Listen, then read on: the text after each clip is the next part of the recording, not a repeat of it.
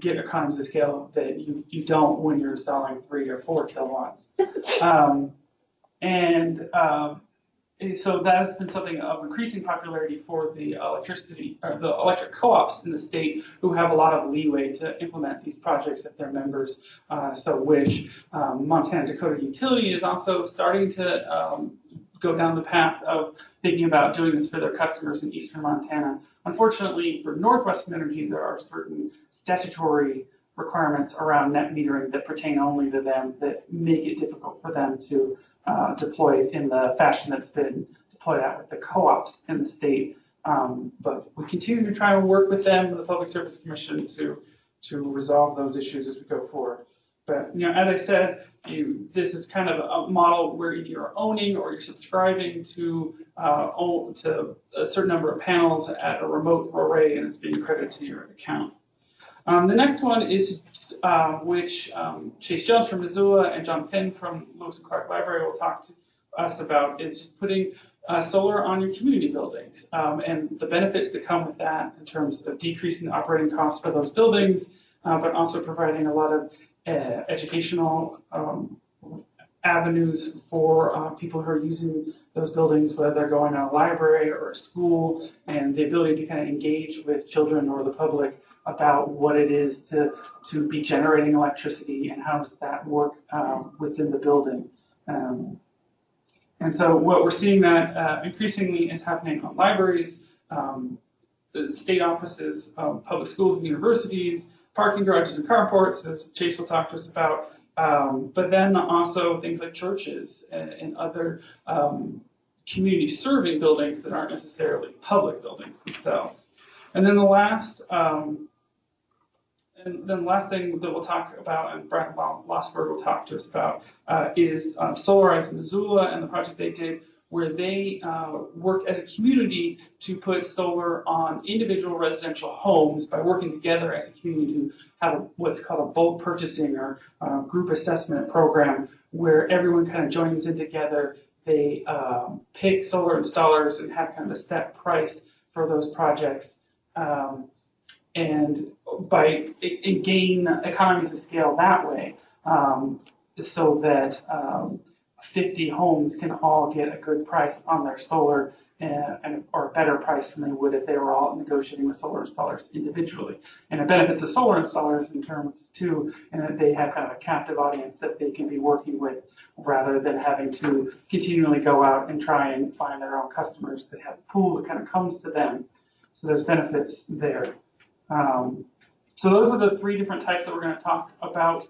There are different types than those 3 that community solar can take the form of, but these are 3 kind of that encapsulate kind of the spectrum of what community solar looks like.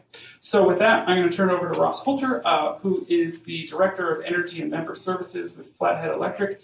And Flathead holds the distinction of being the first electric co-op in the state to implement a community solar program. So he's going to talk to us about both their initial project and hopefully a little bit about what they're continuing to do.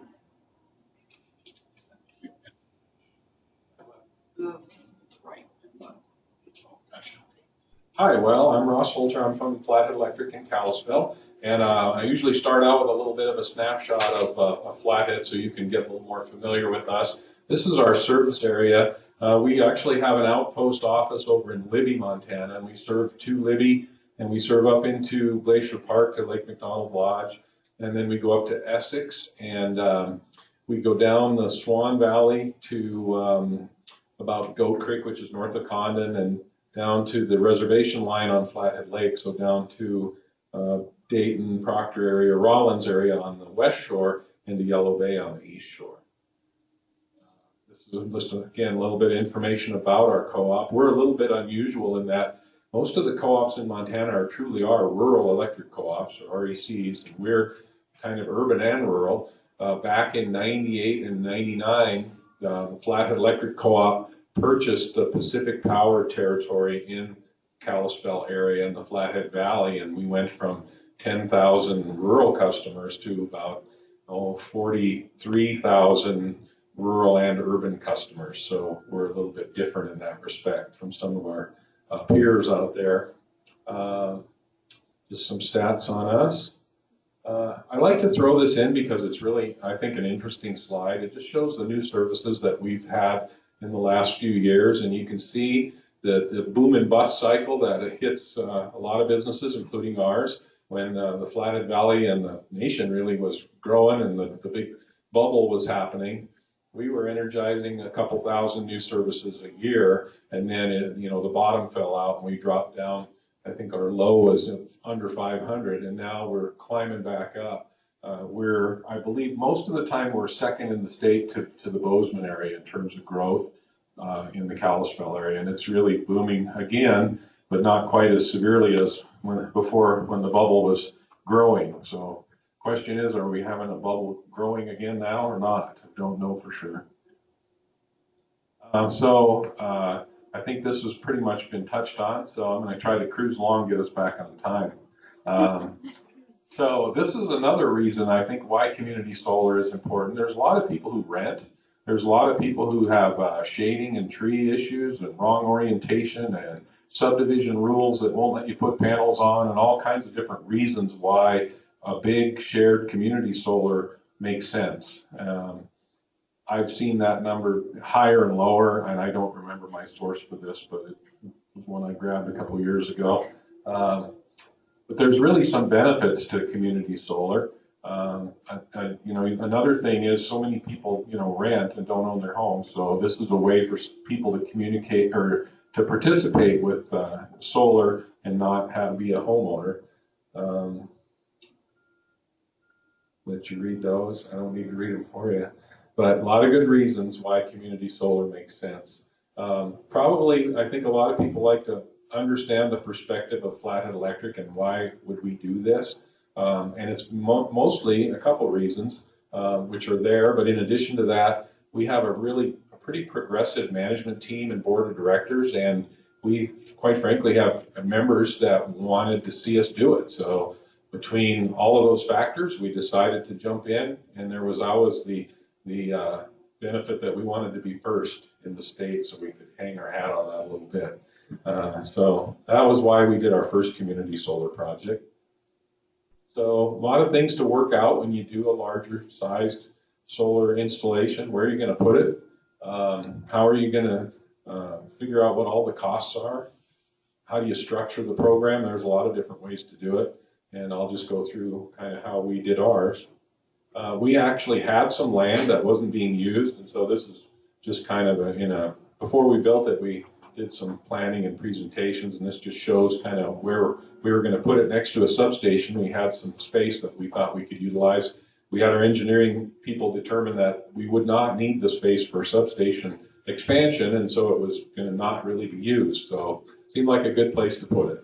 And it was somewhat visible on the north side of Kalispell, which we wanted to have at least a little bit of visibility factor.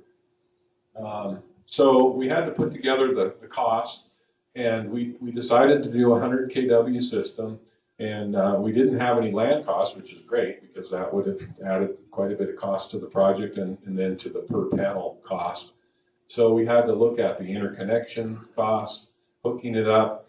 We had to do some grading and fencing and gravel there, and right on down to the signs. And then we had to figure out what's it going to take to operate this for 25 years. And so we even have replacement inverter funds built into it so that when they fail in 10 or 12 or 15 years, we have the money set aside to put in new inverters and keep the thing going. And taxes, insurance, everything. And this is what our cost came out to. And that was after a $50,000 grant from Bonneville Environmental Foundation. So again, this was several years ago, and costs have come down, which you will see later in my presentation as we talk about our second community solar project. So here's kind of the details on the system. It was 356 panels, and when you divide that into $321,000 of total cost, comes out to $900 per panel. So one thing about the warranty and the panels that we talked about, or was talked about earlier, and I was talking to Chris about it, is a lot of people are like, well, why would I invest in something that takes so long to pay back? And who knows if those panels will even operate that long? And I have a colleague or a friend in Kalispell who's an electrician, and he maintains the solar panels for the Forest Service ranger stations and towers and stuff that have been out there for years. He has panels at his house that he's taken off of these because of routine upgrades that were put out in the early 70s. Well, he takes them home and installs them at his home, and they're still just plugging away, working just fine. And these are panels that were built in the early 70s. So they really are, like Chris said, they just chug away. They sit there. We also have a small array on our building that we've had for 9 years that we have never touched them. We've never washed them.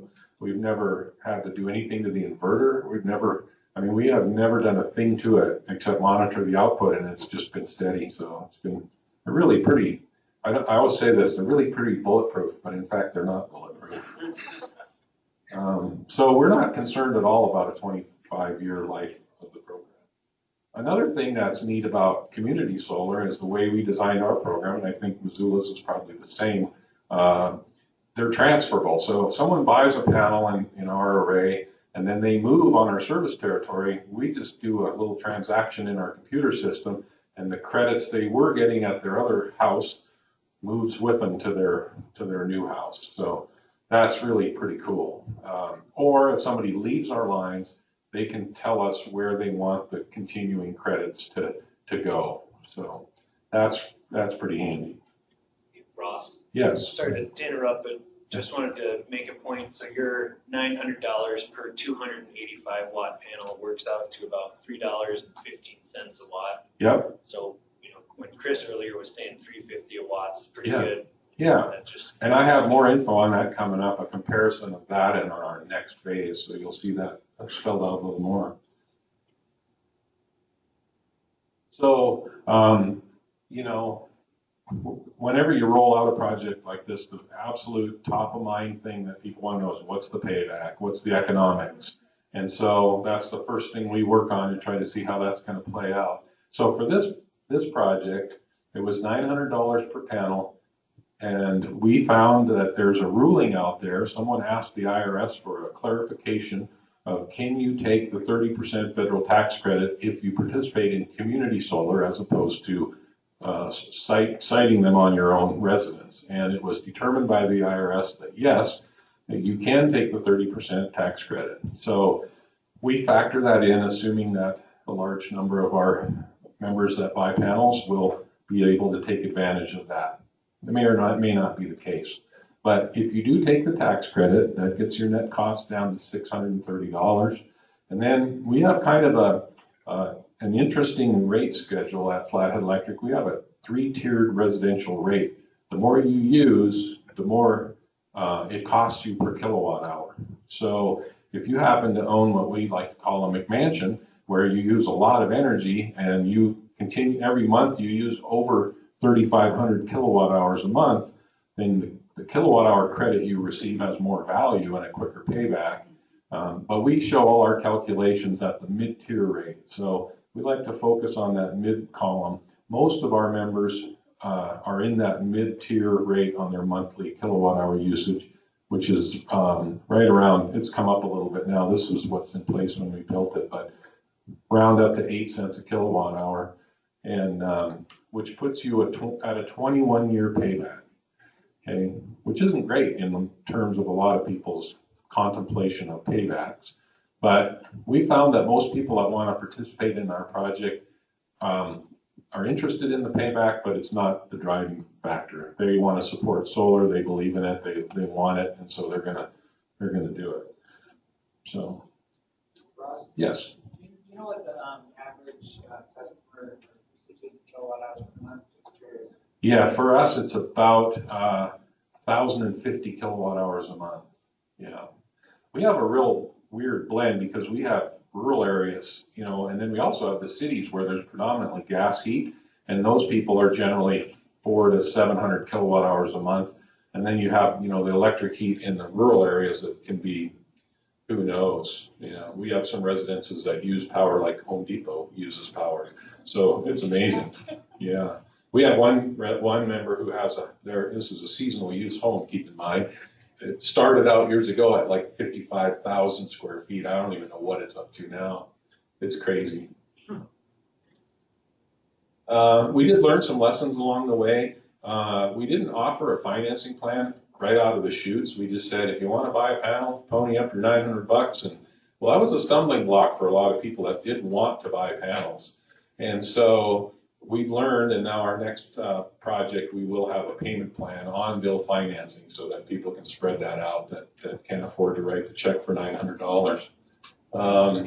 And I had the target audience as old, and then I thought I better add the like me because that might be perceived to be a little rude. But it's amazing when you look at something that's a 25-year payback, you just wouldn't think that many people would buy panels that are in their 60s and 70s and even 80s.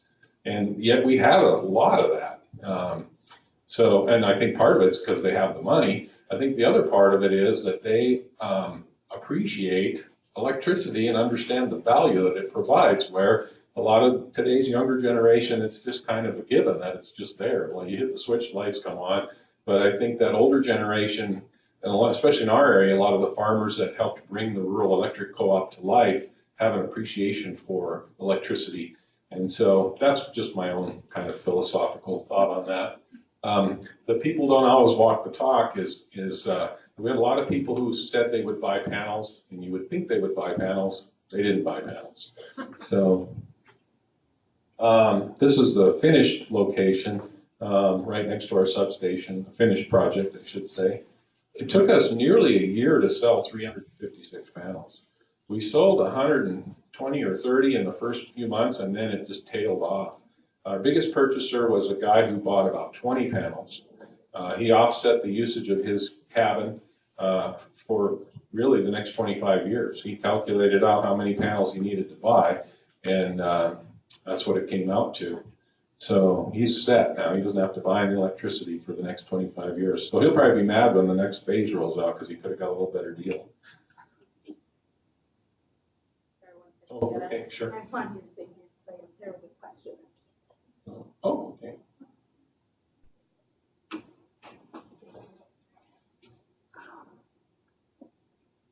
So Ross, I did a presentation yesterday, just a lunch and talk on Yes. computer archives, and about, I would say 85% of the people there were at least over 60. Oh, yeah, I suppose. So this was kind of a statement / question from Mark J. Streaming this, who said that recently installed residential system, which is 5 kilowatts, had an estimated payback of 8 years. Why is it that for Flathead Co-op they have such a long payback period? Good question. I'm not sure why that would be such a quick payback. One thing is, depending on the tax credits that were taken, is the residential tax credit is something you can't take with community solar. So maybe that might have a bit of a bearing if that's net of tax credits. So, I mean, I can weigh in on my own thoughts here, which would be that Flathead Electric has a lower electricity cost in terms of its volumetric rate. True. Like 7 to 8 cents versus, for a lot of parts of the state, it's 11 cents or more. Yes. You did it a few years back. Prices have continued to come down. So that's been another key factor, and which I think maybe you'll get to with success plans here. Another thing, but it's gone from my head. Yeah, no, those are all the economics that weigh into it, and without really seeing the numbers of what, again, it depends too. Did he do the system primarily himself, maybe, and doesn't have a lot of labor costs? There's a lot of variables that come into play. And you also priced in an inverter replacement. Whereas Correct. someone who's putting it at their home, that's maybe a factor for 50 years from now, but it's not something that you're budgeting right now. Yeah, we have 25 years of insurance, taxes, inverters, everything like that. So that it's probably a combination of all of those factors that we just talked about. Good question, though. So our concept now is we're about to pull the trigger on a second smaller community solar project that's going to be 50 kW. And for one thing, we don't have any more land to put it on.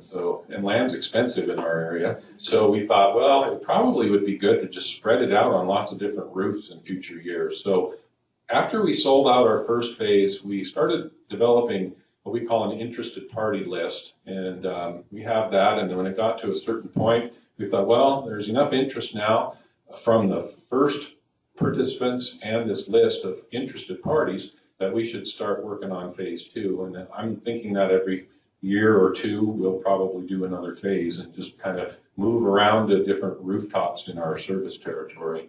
That's kind of our thought right now. We are working with Kalispell School District right now. There's a new school being built on the south side of Kalispell. And so we're working with them to try to put this on the roof of that school with a little informational kiosk in the lobby to show kids what's going on in real time in terms of output and production of the system that's on the roof. And then we're looking at other areas in the valley too, including our own roof of our own facility has quite a bit of space. So we will give some panel output to be the host site. So there's a number of benefits that way. So this is a rendering of the new school. And again, this is what everybody always likes to see is, you know, the numbers and the economics and what's the payback. And so you can see on this one, of course, keep in mind they're different sizes. The first one was 101 kW. This one's 56. So the cost per kW is 222. Actually, that should be cost per watt. I got kW on there. Cost per watt now has come down considerably. The price per panel. Now keep in mind, the first one, the panels were 285 watts, but in keeping with Chris's talk about things getting more efficient, the same size panel now is putting out 345 watts, or similar size, might not be exactly the same size, but so they've become more energy dense in terms of their output. And so our price at $828 per panel, again, has the inverter replacement cost, taxes, insurance, all that. And that gets the payback at our mid-tier rate down to 16.6 years. So one thing would be nice is if we all work together to try to get the state legislature to allow the state tax credit to apply to community solar as well. Because currently you can only take the state tax credit if it's your primary residence. So if it's sited on your primary or at your primary residence. So that would help the economics if that would apply to community solar. So that's maybe something we could collaborate on in the future. I was trying to think of what other point I was going to make. It's kind of the nuts and bolts of it right there. Any questions from the audience or those out there in the world? Yeah. Is there a cutoff that you look at, dollar per acre? Like you said, Kalispell land was really expensive. No, we just know that it would just be too expensive.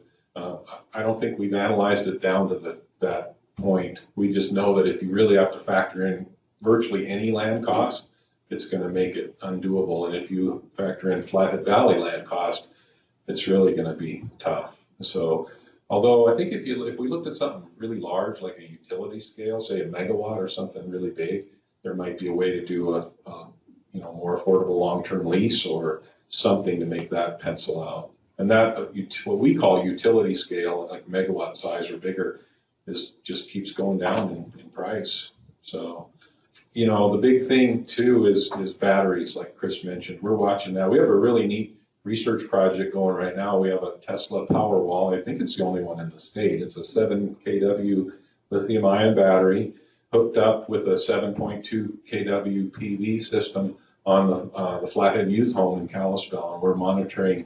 We're charging that. We're using it really because we don't hardly ever have an outage at that place, so it's really not backup power.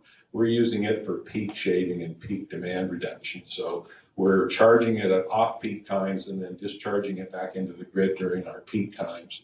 And we're monitoring all that data, and we don't have that really out there to share yet, but I think we will sometime in the near future. It's going to be pretty neat. But the cool thing about batteries is, you look at this cool looking Tesla Powerwall on the wall in this home, and it's like, well, that's neat, but pretty soon, the person's probably gonna have a 70 kW battery parked in their garage.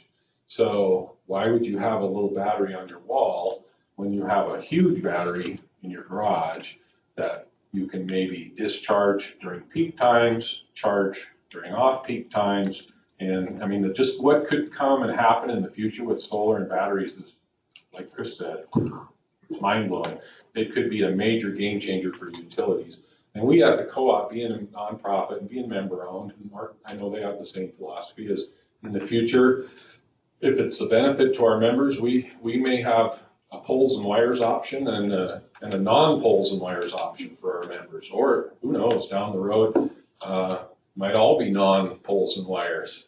Things are changing and changing fast. So we want to be responsive to what our members want. And so we look at all the technology and all the options, and we'll try to do what's best for the members. So it's an interesting time.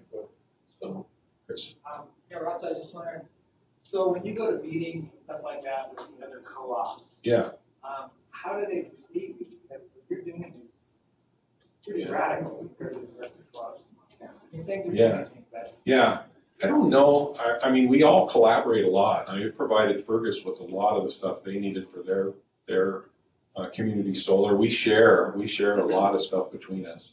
So we all get along good and work together. I think the big thing that's different is we're just so different. That's the beauty of co-ops, is you have individual different boards at different co-ops because they're all different. You have co-ops on the east side that are really not growing at all. They're losing meters, and they're not seeing 1,400 new meters coming in a year. They're losing 14 meters a year. So you have just a totally different perspective out there, and it just varies completely. So it's hard for me to really say. Yeah, one more clarifying question on the rate structure for this project. If someone were to purchase enough panels to cover their annual energy usage, they would still be paying a monthly hookup charge, is that correct? Correct. And what is that monthly hookup charge? Our monthly base charge right now for residential is about $23.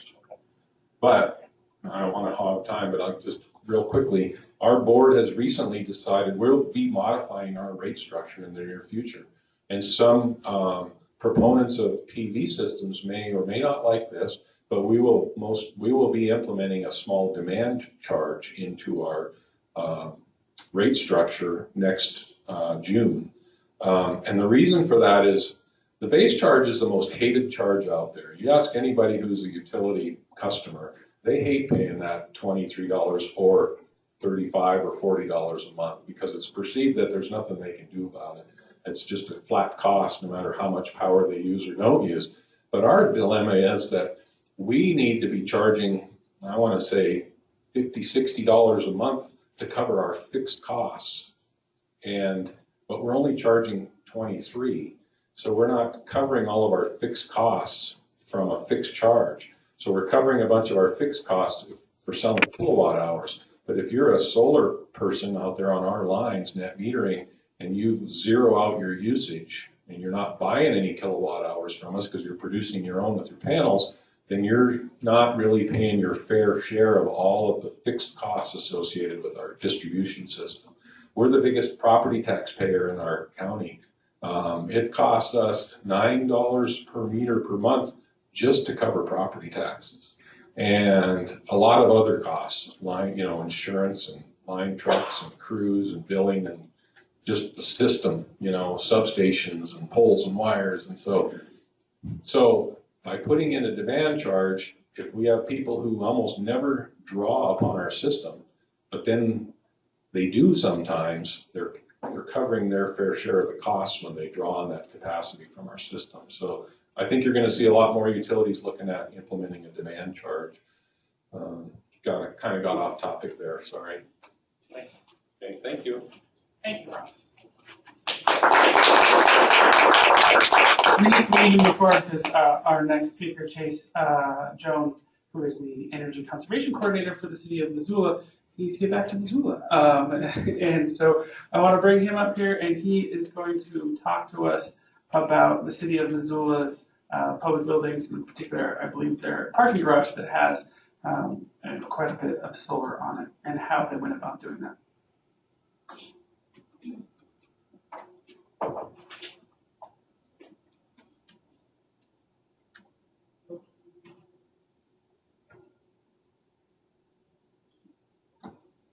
while they're bringing that up, I'll adjust the microphone. I have to admit that being 5'3", when I see a lectern, I always get a little bit nervous because I'm never sure if it might be taller than me. And it's certain that I'll have to adjust the microphone. So that was actually a timely delay. Thank you very much. No? Okay.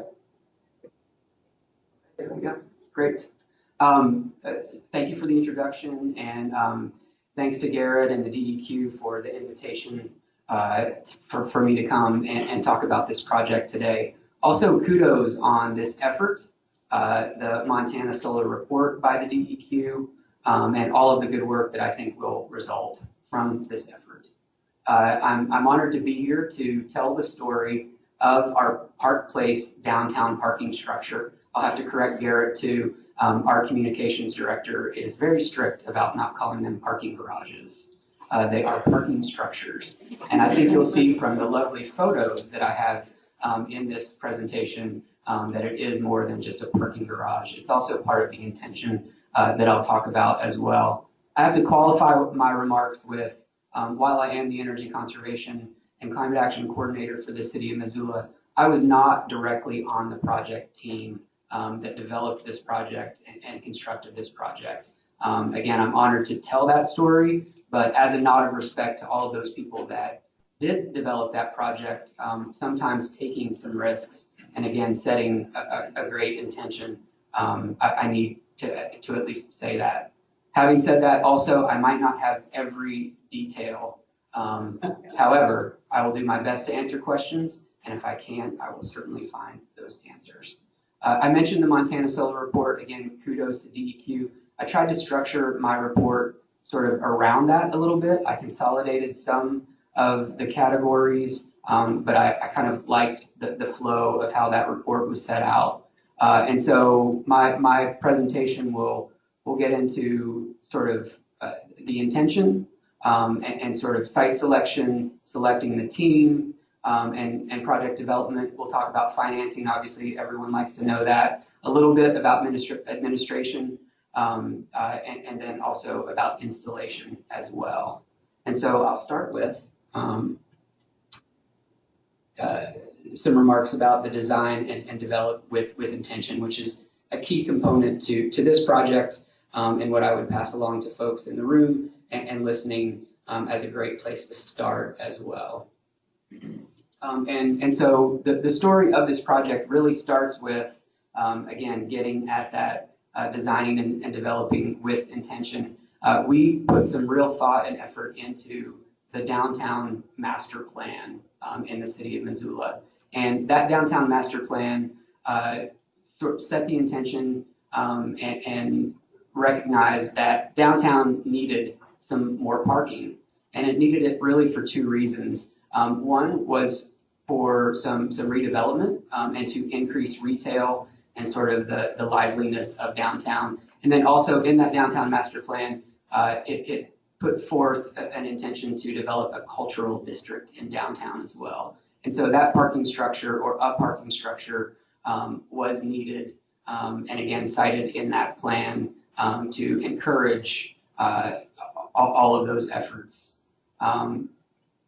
I will also say that that downtown master plan aligned with a couple other plans in Missoula, and I think that is important to have these projects developed with alignment of existing plans so that it reflects the values and also the good planning that goes into each of our communities. And those being our growth policy, and the theme of that is called Our Missoula, is to focus inward. And so obviously building this infrastructure in downtown is an important part of that focus inward. Also, at the time, we didn't have a formal energy conservation or climate action plan, but it was in the works. And so it was definitely well known that this plan was going to be put forth with some goals. And so this was another plan that this project, with specifically PV on top, could align with and support. So again, getting at that intention. So that's sort of how the project came to be. The next step was we needed to find a site. And obviously it was identified that that site needed to be downtown. There wasn't a ton of space downtown, and so that was a little bit difficult. A piece was discovered downtown on Front Street, which is again cited in the downtown master plan as a great area for that. But it wasn't super easy. That parcel wasn't quite big enough for the sizing of the parking structure. There were some adjacent landowners, one being the Holiday Inn. If you've ever stayed in downtown Missoula, there's a hotel right there on the river adjacent to this. A partnership needed to be made with them to purchase a piece of their parking lot to build this downtown parking structure. And then the current owner, I guess, didn't love working with the city of Missoula. I can't imagine why, because I can't imagine why. But there needed to be some work there to develop that relationship with all of those partners. And then it was, always getting those deals through is somewhat complicated. And so through all of that, the site was acquired and we were on our way. The next process in construction and with local government is to develop and issue an RFQ to attract developers and construction companies and architects to design and construct this parking garage. And so that RFQ went out, getting back at designing and developing with intention. Those leaders who were putting this project together, those leaders being the city of Missoula, our mayor, John Engen, our Missoula Redevelopment Agency, Ellen Buchanan, and the Missoula Parking Commission as well. At the time, the director was Ann Guest. They put language in the RFQ that they wanted to get past the traditional sort of model of just parking storage. And they wanted it to not only be parking storage for now, but they wanted it to be a beacon into the future of this. And sort of, those are some fancy words, but what that really looks like is they wanted it to be a downtown parking structure that was aesthetically pleasing.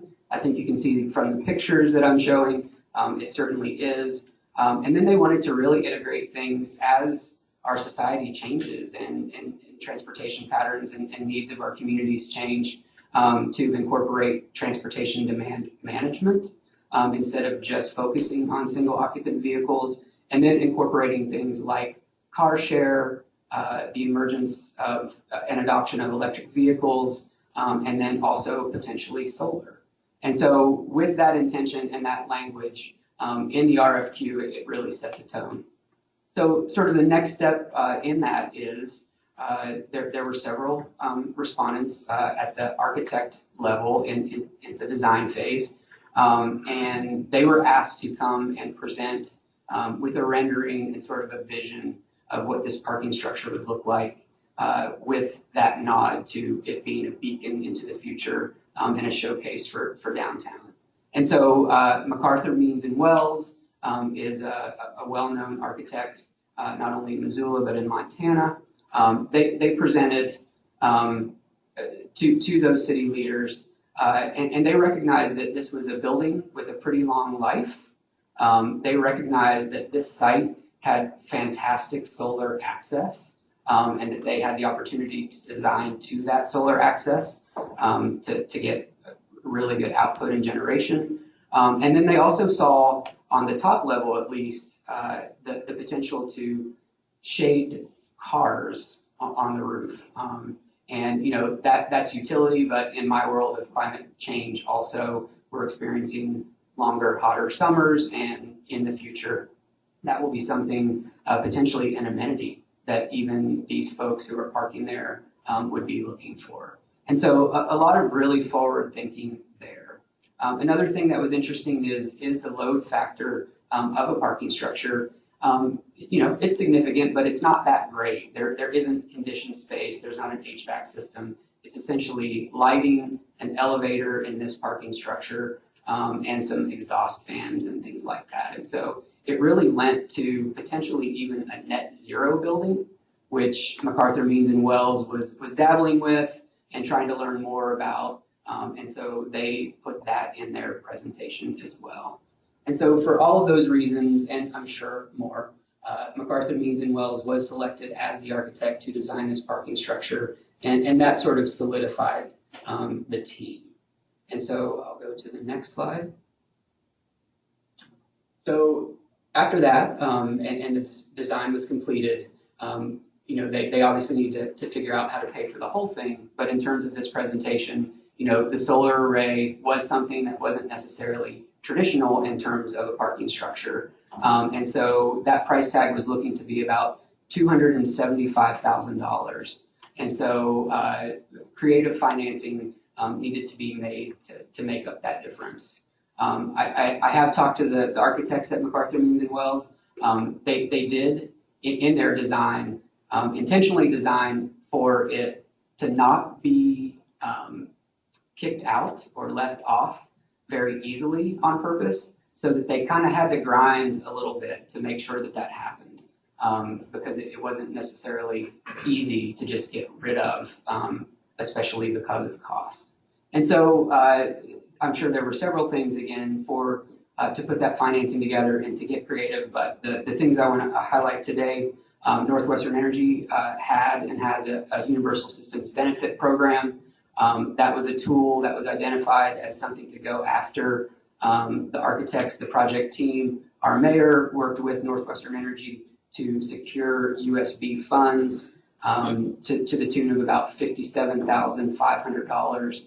And so that was a really key piece of this creative financing that made the solar PV work on top of this parking structure.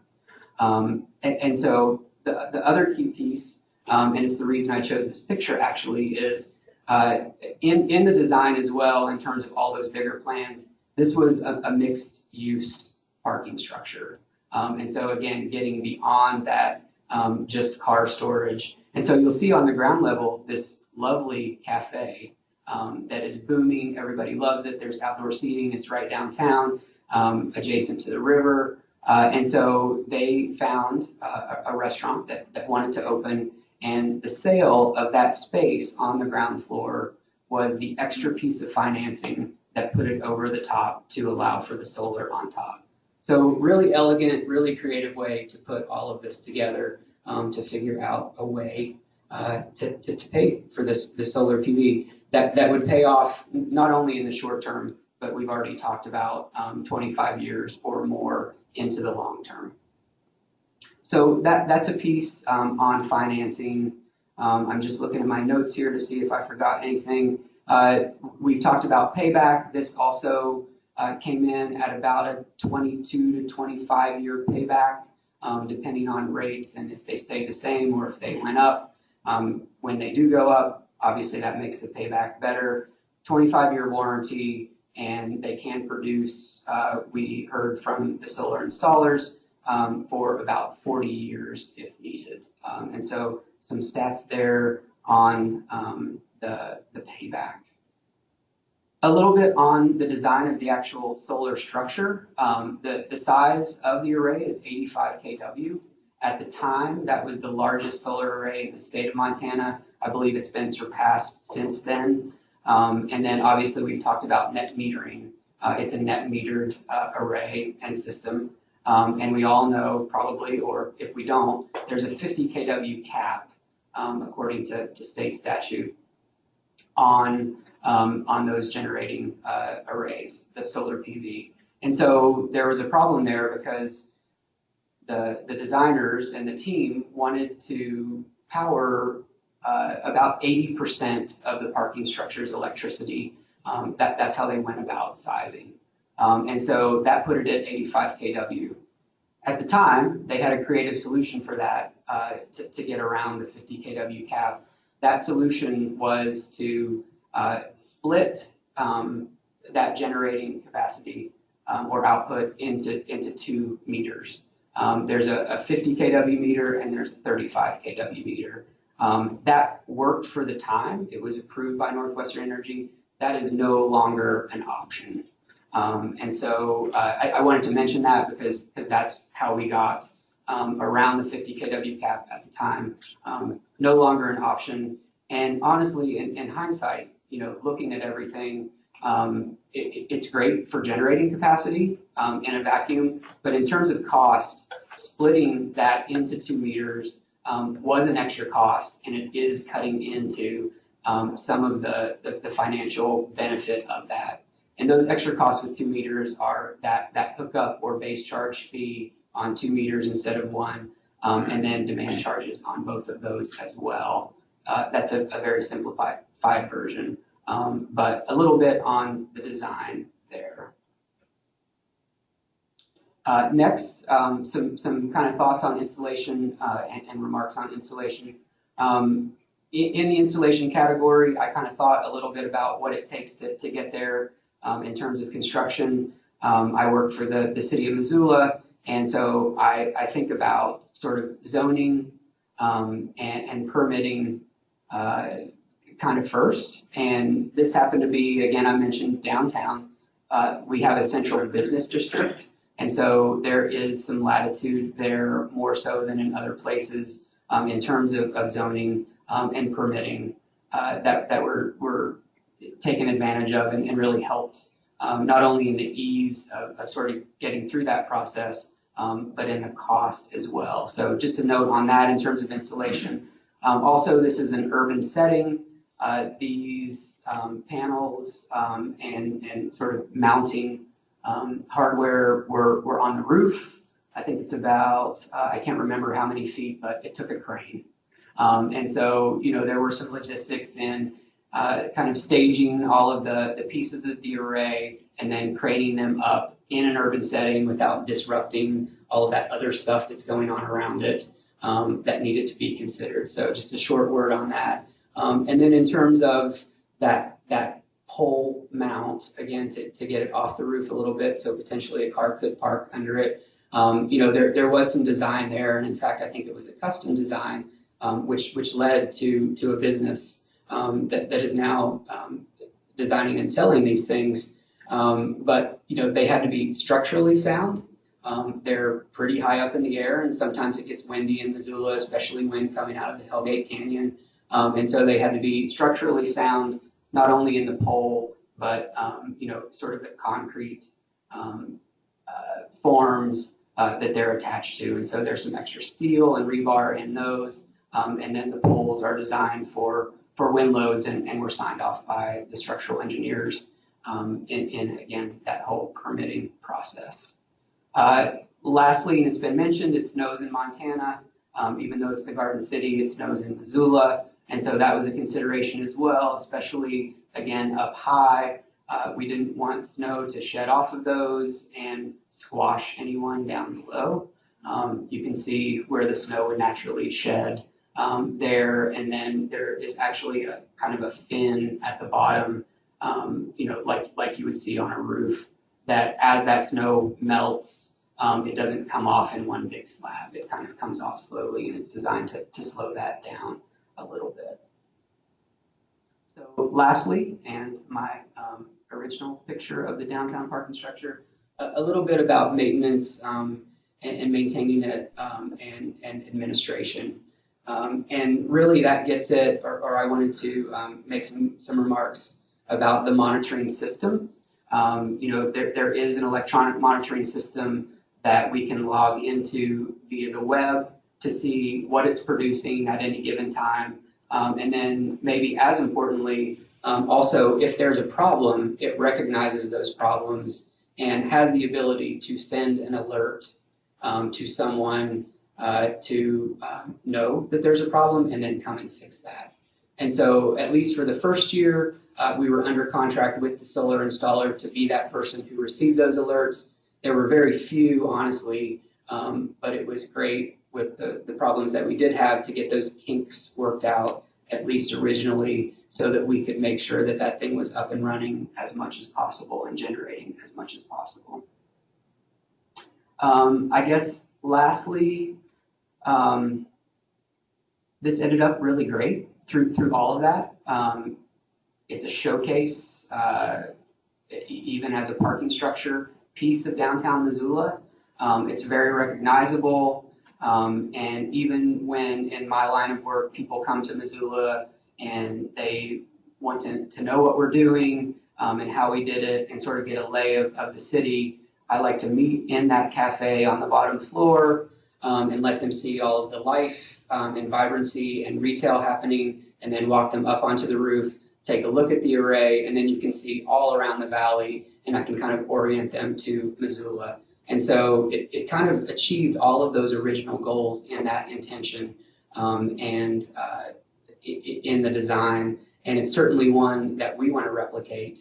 And I would encourage each of you, again, in the room and on the phone that are thinking about a project like this to incorporate it from the get-go and join us in these large arrays on public buildings. Thank you.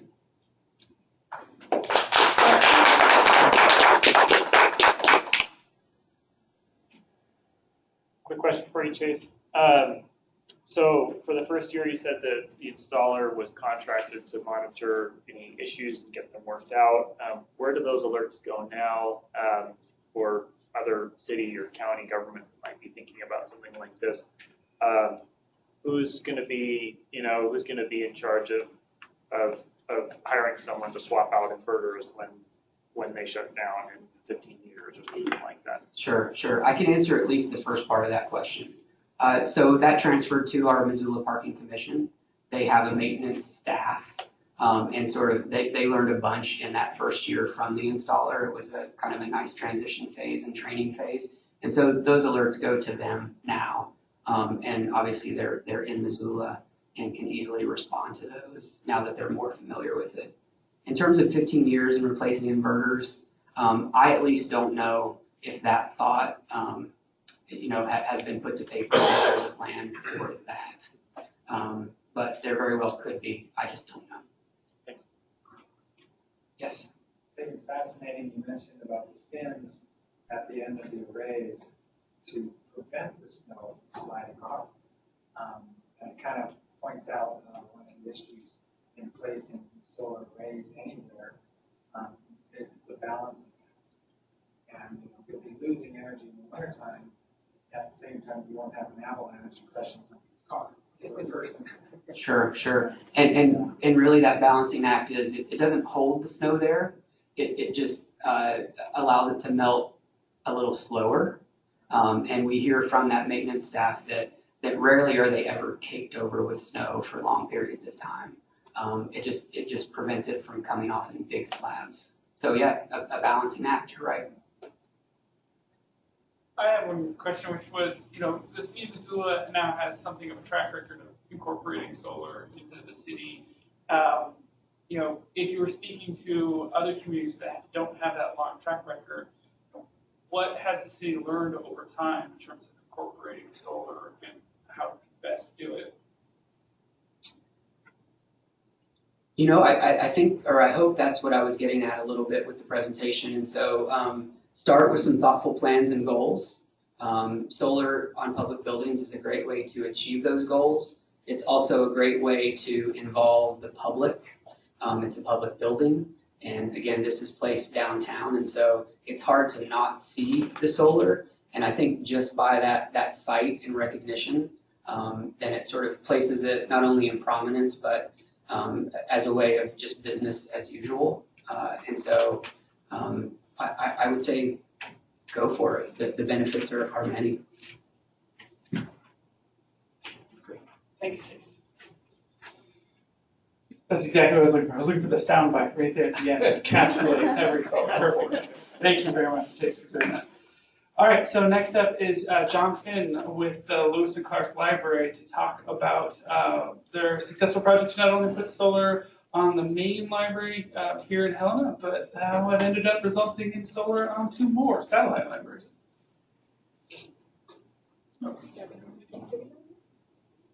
Are we starting with the video or start with the PowerPoint? Or we can, while it's up, why don't we just switch? Okay. This is drone footage of our solar array the day before it went online last April of 2017. Is there audio? There's no audio. Oh, okay. Yep.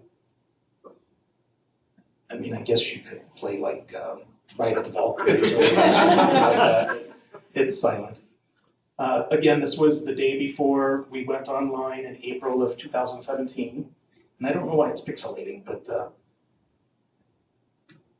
we have 144 panels, and it's a 49.7 kilowatt array.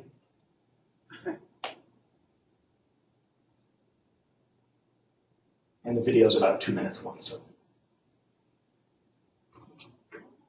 So the contractors are on the roof here putting the finishing touches on. And the day after this footage was shot, we had a grand opening ceremony at the library. The Lieutenant Governor was there, several elected officials, folks from the Sleeping Giant Citizens Council who helped get this project off the ground were there. It was a great community event. There were solar installers from all over the area who attended. Would you have gone slightly above 50? It looks like you have a little more surface area. We have room to go over 50 if that ever becomes, yeah. So you can see that we're looking, those panels are looking due south. That might be it. Close enough. So you will learn pretty quickly that I am not a solar energy or conservation professional. I'm a librarian, and almost all of my slides look like this. They're very cartoony and built for the library. So we're going to talk about this project at the library as a public demonstration project. And the library sits, if those of you not from Helena, the library sits at the very head of the walking mall, and it's a very visible building. And this shot is actually taken from the walkway across Park Avenue. And so anybody walking on that walkway sees this exact view every day. I mean, it's just an amazing view, and it just gives a great idea of what's involved in a public solar project. And so how did this happen for us? In 2014, it became apparent that the library needed to replace its roof. It had a 30-year-old roof with an R value of 15, and we took the roof to an R value of 57 during that re-roofing project.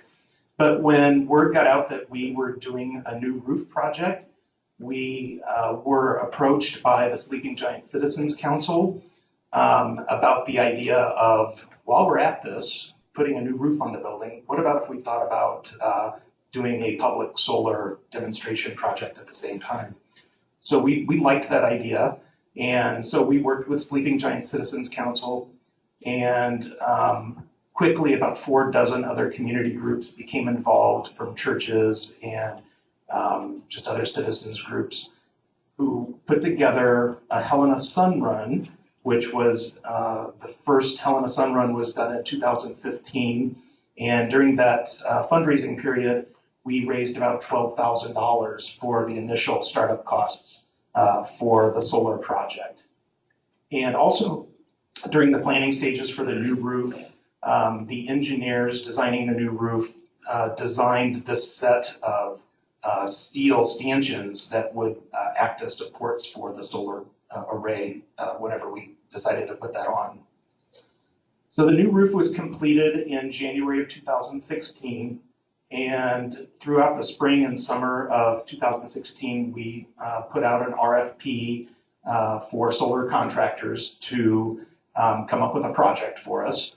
We had several candidates, and we chose our contractor in September of 2016 and started work, October, November. We had some delays, but we finally got started about November and December, and then ran into weather problems. It got really, really cold. We had a stretch of below 0 days at the middle to end of December, and then we got a lot of snow in January. The new roof is a deadly roof during the winter time. If it gets any moisture or ice on it, it's a very slick compound roof. So we actually had some injuries from the construction crew doing the work in the winter time. But all finished up about April of 2017. Besides the Helena Sun Run, which was about $12,000 in funds for us, We also received a Northwestern Energy USB grant in the amount of $90,000. And we also had a local family foundation give us another $35,000, which more than covered the costs of our project at Lewis and Clark Library in Helena. And the library foundation acted as the pass-through for all of those funds. So none of those funds actually came to the library.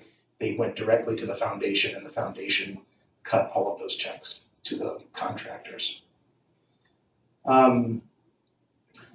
So let's take a look. It started to become real to us when we got our first summertime Northwestern Energy bill.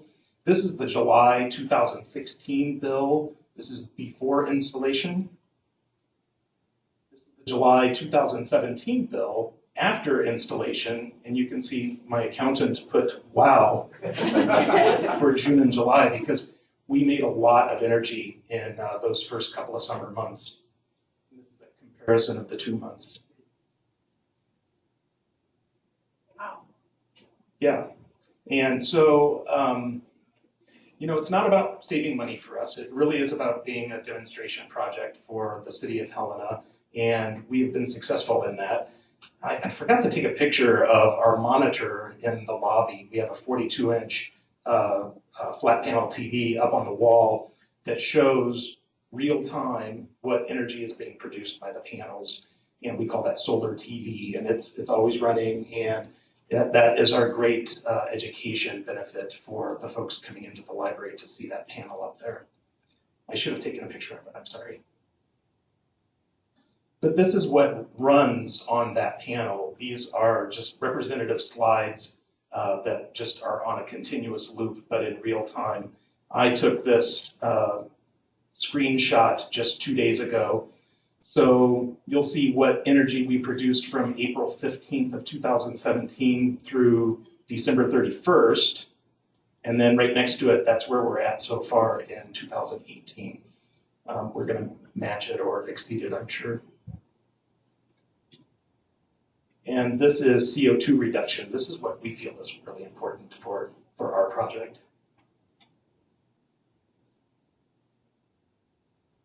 So, like I said, we raised more money than we needed for the Helena project. And about 6 months after that project was complete, we started work on 2 smaller projects, one in our Lincoln branch and one at our Augusta branch. We have 5 branches, by the way. We have the main Helena Library, a branch in Lincoln, a branch in Augusta, a branch in East Helena, and the Bookmobile. The Bookmobile actually has solar panel on it as well that powers some of its equipment. The East Helena Branch Library we don't own, so we can't put a panel on that roof. We lease that building, but the Lincoln and Augusta branches we actually own. So this is the information on the Augusta Branch Library. It's a smaller array. There's 20 panels. That is not a picture. That is just something that somebody put up for Facebook. But it's a 20 panel system, 5.8 kilowatts, and it provides an estimated 58% of Augusta's energy needs. This is the Lincoln Library. That is actually the Lincoln Branch array, and it's also 20 panels, and it is producing, because of its alignment to the south, it is producing about 82% of Lincoln's energy needs. And we have capability to go to a complete, we call it zero. Yeah, we could just be completely solar. And we might do that at some point. And this is my final trivia slide. This is 3 days in August of last year, that August 21st. Do you know what that dip is right there? It's the solar eclipse. So everybody was kind of huddled around the solar panels if they weren't outside looking at the eclipse. Any questions? Again, I'm not a solar professional, but I'd be happy to try to answer some questions. This was a great project for the library. Staff really got behind it. The foundation got behind it. Our program librarians have utilized solar TV in some of their presentations. It's just been a great demonstration project. Yes. You've mentioned, and we also heard from Chase about the Northwestern Energy Universal System Benefits Grant, which is obviously a key piece of financing these solar installations on publicly owned buildings in their service territory. Can you describe, I'm not sure if you were around for this phase, but can you describe that grant application process? Did you guys handle it in-house? Did you work with your solar installer to put together the application details? How did that all come together? We handled it all in-house with input from a consultant we were working with before the project actually got started, and providing us facts and figures. But yeah, we did it in-house. Yes? Any interesting reactions from your customers, the library patrons? Are they coming in and asking questions, or? You know, they did at the very beginning, right when it went live in April of 2017, we had a lot of questions. We put together a fact sheet that we were just handing out right and left. We have an in-house public relations person, so we had lots of press releases. We feel like we got the word out pretty well when the project first went online.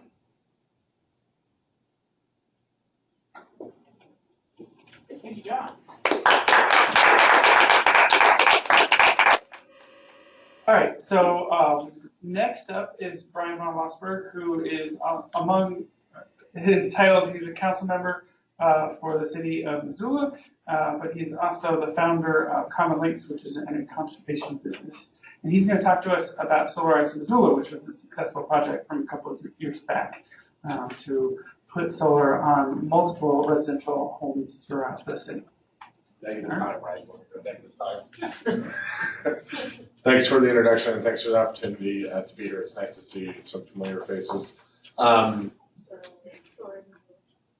actually, maybe so. So I'll try to go through this pretty quickly, leave some time for questions. So I was contracted by the Montana Renewable Energy Association back in 2015 to be the campaign coordinator. Go ahead. Oh, right, I've got to be the campaign coordinator for this Solarize Missoula program that ran from basically late August into the spring of 2016. And the goal was pretty straightforward. We wanted to dramatically increase the number of residential solar installations in the community, working with local installers. We wanted to do it during a time of the year when there was a feeling that the local installers weren't slammed with business like they might be during the summer months. And I keep this up there because simplicity was sort of this overriding theme to it. This was the collection of groups that participated. As I said, Montana Renewable Energy Association. The credit union was a really key partner. I'll come back to them. A local nonprofit, Climate Smart Missoula, Amy Stillenberg. The city was a partner. Chase was involved with the work. And then DEQ was a very valuable partner as well. These were the folks, as I said, they contracted me to be the coordinator. And this group of folks also served as the steering committee for the program. So if there's another community that's looking to do something like this, that's why I'm mentioning some of the process aspects of it. The credit union, I would kind of point out specially because they provided the funding. There was a $5,000 grant that you'll see on another slide that provided the bulk of the money for my contract, and then some of the marketing and such. DEQ actually covered, I believe, all of the marketing costs, advertising costs, media costs associated with the program. But the credit union did outreach to their members in the community, and that was really, really important. All of the other organizations, I felt like there were circles, if you will, of folks that we were connected to, but it was a lot of people who already knew about solar and renewable energy and had an interest there. It was the credit union's outreach to their broader membership that really brought a bunch of additional people into the program, and I think was key in making it successful. So we were really guided by the Solarize guidebook that I mentioned at the top here from the U.S. Department of Energy. It's a very thick, comprehensive guidebook about Solarize programs, which have happened all across the country, probably in every state. I know I did a ton of online research looking at actual programs that have been implemented in other states, counties, municipalities. You can really scale them at sort of any different level. As I mentioned, we had a $5,000 grant from the credit union to make this happen. We had a website, we had a Facebook page. In terms of outreach to folks, we did radio ads on one of the local popular stations, an interview, Facebook ads, and then the last two I think were the most important. As I said, the credit union did outreach through their newsletter and on their website. When we asked people at the public workshops that we had what brought them there, overwhelmingly at the first workshop, it was because of the outreach from the credit union in their newsletter.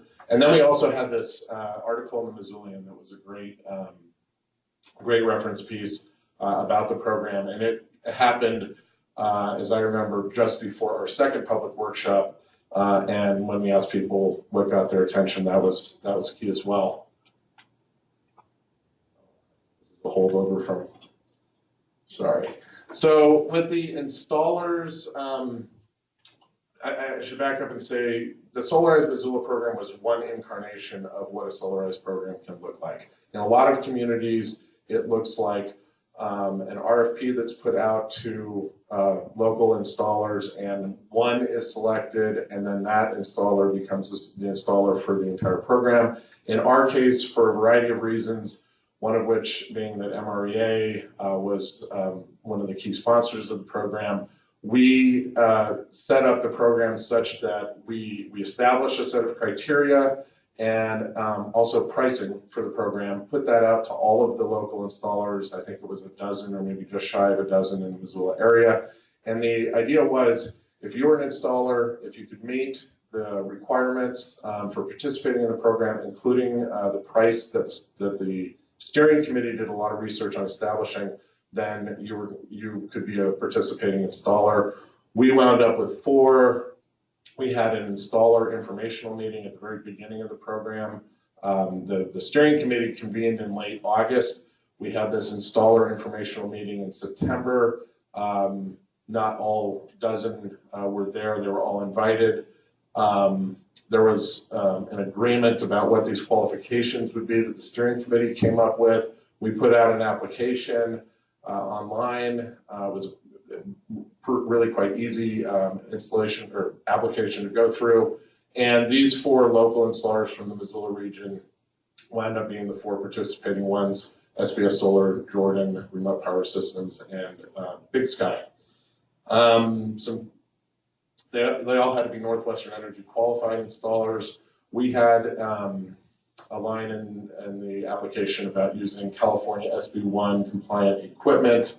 As I mentioned, there was a pricing schedule, and I didn't include that on a slide, although I have supplied to Garrett our whole package that we used in the public workshops as a reference for people to use if they'd like that, and the pricing information is in there. But it was really interesting listening to Chris and some of the other presentations. So this, again, is back in the fall of 2015, and our pricing schedule, we had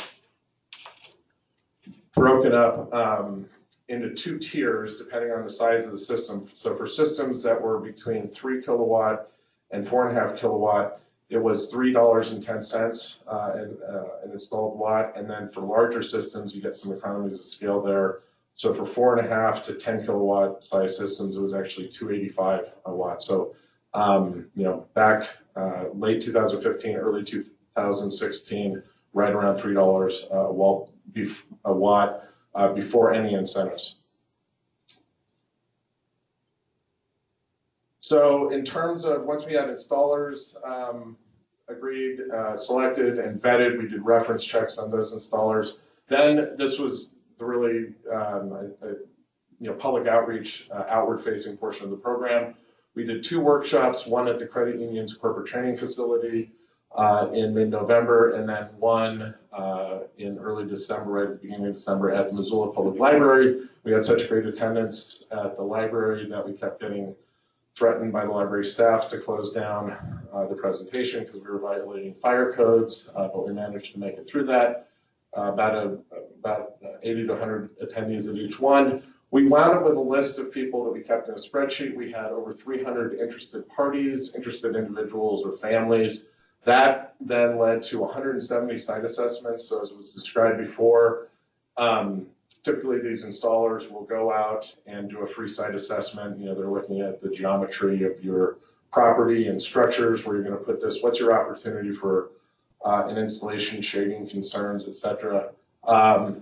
So once we would get someone who was interested in doing a site assessment, we would basically just assign them kind of on a first in, first out process to one of these 4 installers. So I have 170 site assessments, and then we know by mid that year we had at least 45 system installations. I say at least 45 because that was really solid, hard data we had from the installers at that point. But we also knew from talking to them that there was, we knew about an installer who wound up getting several additional installations beyond what they normally would see, just because people were kind of aware that the program was going on.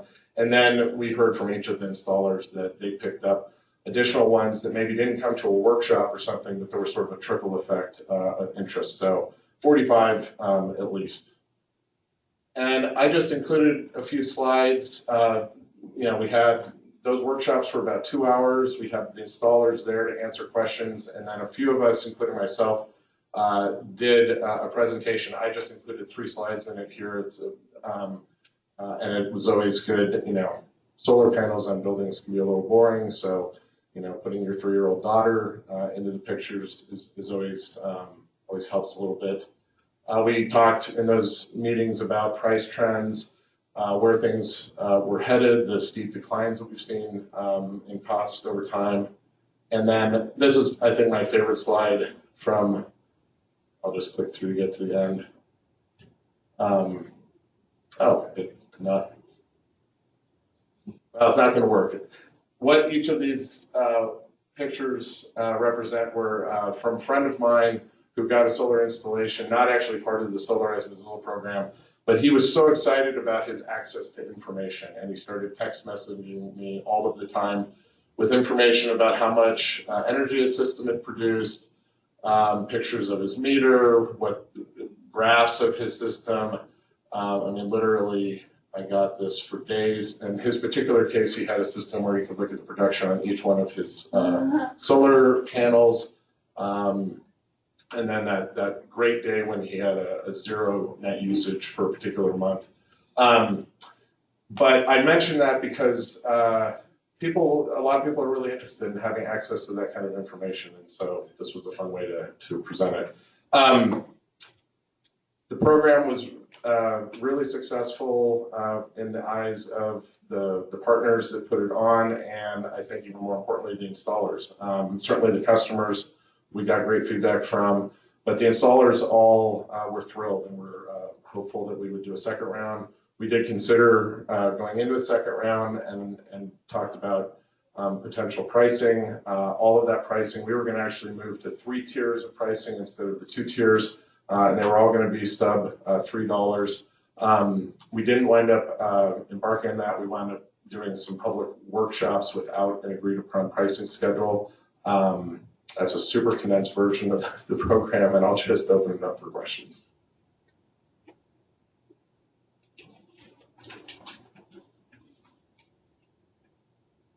Brian, how did you select between, was it 170 site assessments and then 45 actual installations?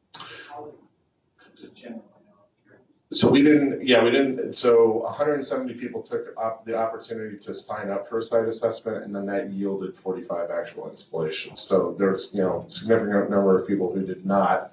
But it was, I know from the installer's perspective, they were jam-packed.